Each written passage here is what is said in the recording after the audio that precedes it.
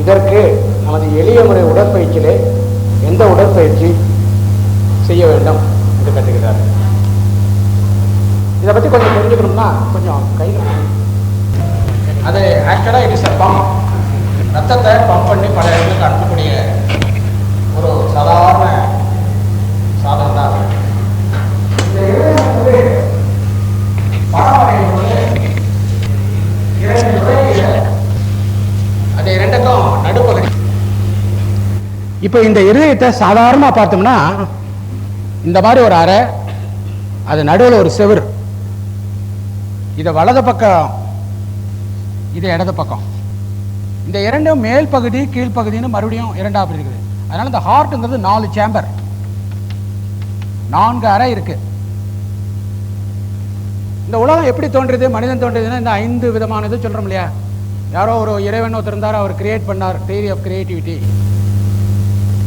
Theory of evolution, theory of just occurrence, blast theory, அப்புறம் ஒரு miscellaneous தியரின்னு ஒரு confusion theory.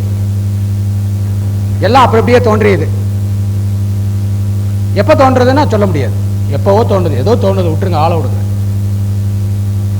Theory of கிரியேட்டிவிட்டினா யாரோ ஒரு இறைவன் இருந்தால் அவர் கிரியேட் பண்ணார். அப்போ எதிலிருந்து ஒரு மூலப்பொருள் தானே உண்டாக்க முடியும். இந்த சாக் பீஸ்னா ஒரு பொருள்லேருந்து உண்டாக்கியிருக்க முடியும். இந்த மைக்குனா ஏதோ ஒரு பொருள்லேருந்து உண்டாக்கியிருக்காங்க. இந்த டிவினா ஒரு பொருள்லேருந்து உண்டாக்கிறாங்க. நம்ம சட்டைனா ஒரு பொருள்லேருந்து உண்டாக்குறோம்.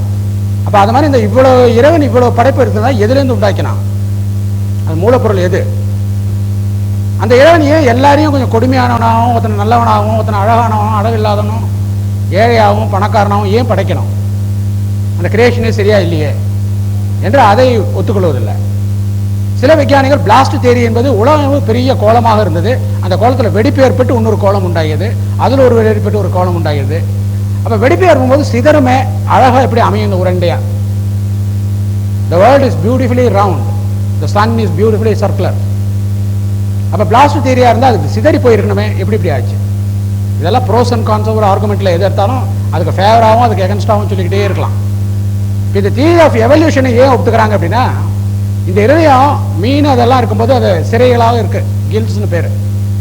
பிறகு அது கொஞ்சம் கொஞ்சமாக வளர்ந்து வரும்போது சில இப்போ ஓனானுக்கெல்லாம் 3 சேம்பர் தான், பறவைகளுக்கெல்லாம் 3 அறை தான். மேமல்ஸ்ன்னு சொல்லக்கூடிய இதுக்கு இந்த மிருகங்கள் 4 கால் மிருகங்கள் வரும்போது அது 4ஆக மாறுகின்றது. அதனால இது எவல்யூஷன்ல இது வந்ததுனால இது 4 அறைகள்.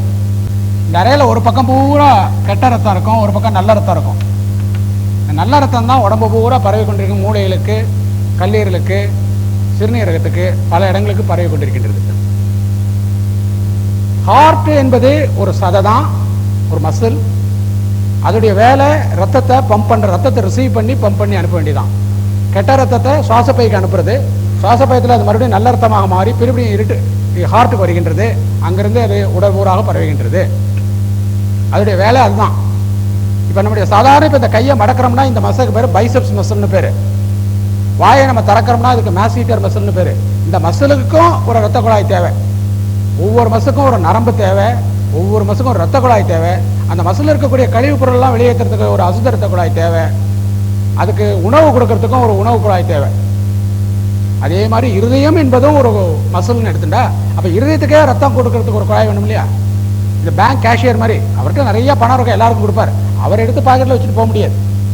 இருதயம் வந்து உலகமெல்லாம் நம்ம உடம்பெல்லாம் ரத்தத்தை பரவிக்கொண்டே இருக்கின்றது. ஆனால் அதுக்கு ரத்தத்துக்குன்னு தனியாக ஒரு குழாய் வேணும். அந்த குழாய்க்கு தான் பேர் கார்னரி ஆர்ட்ரி. அந்த ஆர்ட்ரி இந்த இருதயத்தில் இந்த ரத்த குழாயில் இப்படி பரவி இந்த இருதயம் பூரா பரவி இருக்கும். வலது பக்கம் இடது பக்கம் முக்கியமான இருக்கும். அந்த ஆர்ட்ரி ஸ்டார்ட் ஆகிற இடத்த காமிக்கிறேன். இந்த இடத்துல அப்படி தனியாக ஆரம்பிக்கும். இந்த இடத்துல ஒரு அடைப்பு ஏற்படும். சில சமயம் அடைப்பு ஏற்படாமல் அந்த இரத்த குழாயை சுருங்கிடும்.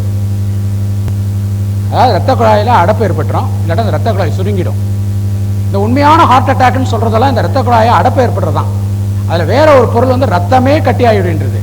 நம்ம உடம்புல ரத்தம் ஓடிக்கொண்டிருக்கும் போது அந்த ரத்தத்தில் வெள்ளை அணுக்கள், சிவப்பு அணுக்கள்லாம் இருக்கு, நம்ம விஞ்ஞானத்தில் படிச்சிருக்கோம். அவையெல்லாம் அந்த ரத்தத்தில் ஓடிக்கொண்டே இருக்கும் வேகமாக. அது எங்கேயும் கட்டி கட்டி நிற்காது. அது கட்டி கட்டி நின்றுனா அதுக்கு பேர் த்ராம்போசிஸ்னு பேர். அந்த கார்னரி வெசல், இந்த இருதயத்துக்கே சப்ளை பண்ணக்கூடிய ரத்த குழாயில் ஆரம்ப நிலையில் ஒரு அடைப்பு ஏற்பட்டு விட்டால் அதுக்கு கார்னரி த்ராம்போசிஸ்னு பேர். அந்த அடைப்பு ஏற்படும்போது அது எந்த சதையுடைய பகுதி சப்ளை பண்ணணுமோ அதுக்கு அங்கே போகாது, ஆக்சிஜன் பிராணவாயு போகாது. அது இறந்து விடுகின்றது. அப்போ தான் சிவியராக ஒரு தாங்க முடியாத வலி வந்துடுறது. அதுதான் ரியல் ஹார்ட் அட்டாக். மற்றதெல்லாம் அந்த நெஞ்சில் லேசாக வலிக்கிறதெல்லாம் அந்த குழாய் சுருங்கி லேசாக கொஞ்ச நேரத்துக்கு சுருங்கி இருக்கும், அப்போ வலிக்கும். நல்லா மூச்சு எடுத்தாருன்னா அது விரிஞ்சிடும். அதற்கு அஞ்சைனா என்று பேர், பெக்டரிஸ்னு பேர் அந்த வலிக்கு. 100க்கு 90 வலி அதுதான். உண்மையான ஹார்ட் அட்டாக்கு ஒரு 10% தான். 100 ஹார்ட் அட்டாக்னு எடுத்துனீங்கன்னா அதில் 10 தான் இந்த ஹார்ட் அட்டாக். மற்ற 90 இந்த சுருங்கி விரிதல் தன்மை தான். அதுக்கு நம்முடைய மூச்சு பயிற்சி ஒரு அற்புதமான பயிற்சி.